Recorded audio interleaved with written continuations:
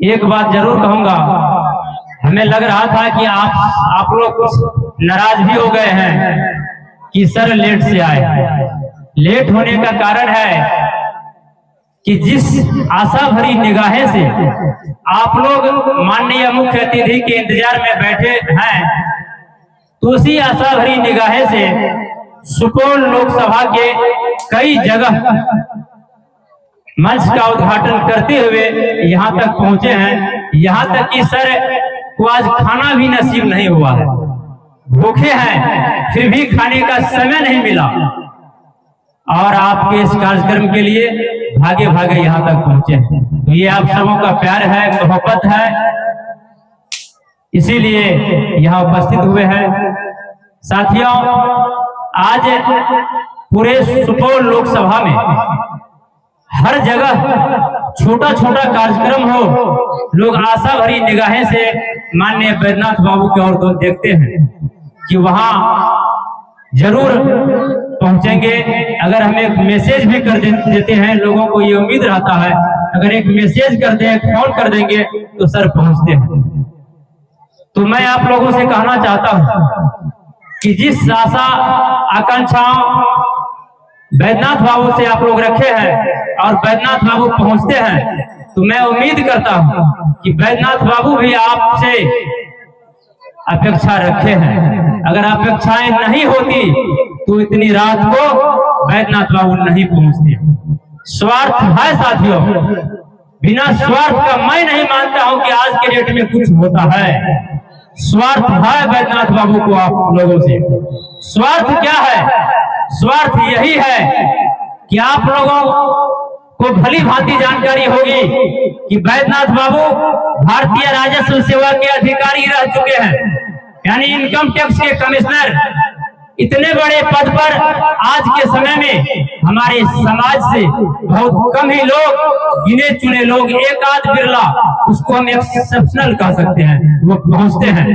लेकिन बैद्यनाथ बाबू उस पद को परित्याग कर और हम सबों के बीच में आए हैं। किसान, मजदूर, छात्र, नौजवान के हकों की आवाज बनने के लिए हम सबों के बीच आए हैं। तो अपेक्षाएं हैं, अपेक्षाएं यही है कि आप लोग जात, धर्म, संप्रदाय से ऊपर उठकर और इस समाज के बेटा के लिए, क्योंकि आप ही के समाज के बेटा है, भतीजा है, आपका भाई है, रिश्तेदार है, कुटुंब है, अगर आप लोग इनको मजबूती देंगे और चट्टानी एकता का परिचय देंगे तो आने वाले समय में सुपौल की दिशा और दिशा जरूर बदलेगी। साथियों, मैं कहना चाहता हूं यह राजनीति मंच नहीं है, लेकिन फिर भी राजनेता का जब पदार्पण होता है मंच पर तो कुछ न कुछ तो बातें होनी चाहिए। साथियों, आज जब चुनाव की बारी आती है तो हमें जात पात में बांट दिया जाता है। ऐसे ऐसे उम्मीदवार का चयन होता है, कहा जाता है कि हम मेहता हैं, हम कामत हैं, हम यादव हैं, हम ब्राह्मण हैं, हम राजपूत हैं, ताकि वोट को विखंडित कर दिया जाता है। और जब चुनाव समाप्त हो जाती है, जब जीत कर जाते हैं, तो पता चलता है साल में आप लोगों को जानकारी होगा कि मात्र 4.5 माह उसको दिल्ली में एक सांसद को रहना होता है, लेकिन अपनी सुख सुविधा के लिए एसी भवन में जाकर 12 मास आराम करते हैं। साथियों, लेकिन आज आपके समाज का बेटा एसी भवन को छोड़कर, अपनी सारी सुख सुविधा को छोड़कर आपके बीच तपती धूप में और इस बरसात में 12 बजे रात को आपके बीच में हाजिर है। साथियों, यह बहुत बड़ी बात है, आपके लिए बहुत बड़ी उपलब्धि है और हमारे इस क्षेत्र के लिए हर्षित पल है, गौरवान्वित हम महसूस कर सकते हैं कि एक ईमानदार, पढ़े लिखे, शिक्षित और विद्वान और हर दृष्टिकोण से परिपूर्ण, क्या आवश्यकता पड़ गई मैं जानना चाहता हूं कि ये जिस पद पर थे, चारों तरफ अंगरक्षक, सरकारी गाड़ी, सरकारी भवन, कहीं जाने के लिए प्लेन की सुविधा थी। साथियों, क्या आवश्यकता पड़ गई कि इतने बड़े पद को त्याग कर और इस तपती धूप में संघर्ष करना पड़ रहा है।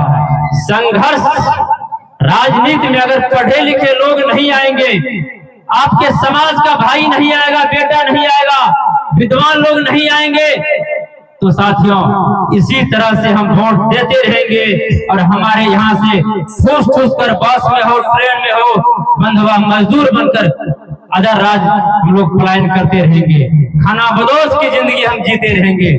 इसीलिए बैद्यनाथ बाबू चिंतन किए और इनको लगा कि नहीं, हमने नौकरी में जो करना था कर लिए, अपने परिवार के लिए जो करना था हमने किया, लेकिन अब आवश्यकता है समाज के उन मासूमों के लिए, समाज के निर्धन के लिए, समाज के बेरोजगारों के लिए पलायन की जो समस्या है इस दिशा में काम करने की आवश्यकता है। किसानों की जो समस्या है इस दिशा में काम करने की आवश्यकता है साथियों।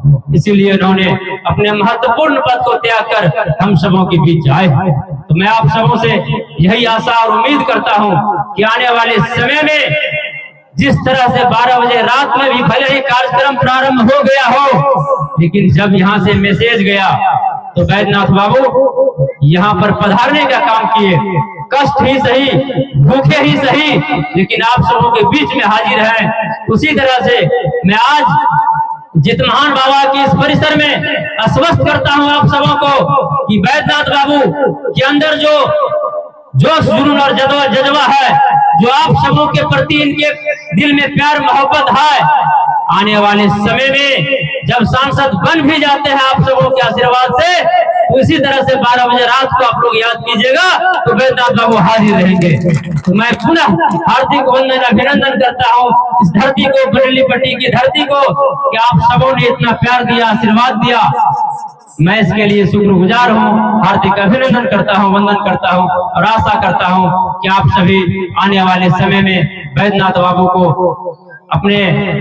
अपना चट्टानी एकता का परिचय देंगे और साथ देंगे। बहुत बहुत धन्यवाद।